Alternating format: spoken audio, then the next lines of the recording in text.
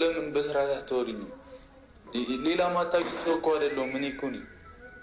አውርቼ ጨርሻለሁ እኮ ለምንድን ነው ብሩክ መጀመሪያ የሚያልኩለት ነው ወስና ጨርሳለች። እኔ ወስኛለሁ። ተስፋ መቁረጥ ካለብህ ተስፋ ቁረጥ።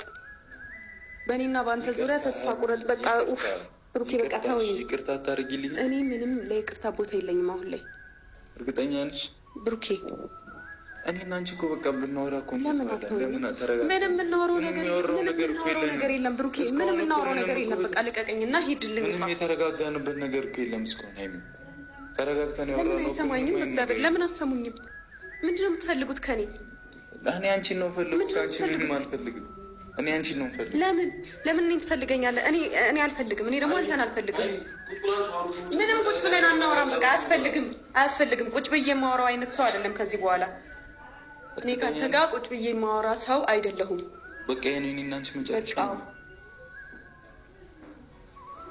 ገባ አይደለ? ማሰማኝ ከሆነ ሰላሜን ስጡኝ። እኔ ትናንት ማውራት ያለብኝን ነገር መናገር ያለብኝን ነገር ተናግሬ ጨርሻለኝ። ዛሬ ደግሞ ድጋሜ ወንድሜን አግኝቶ መምጣት ለምን አስፈለገ?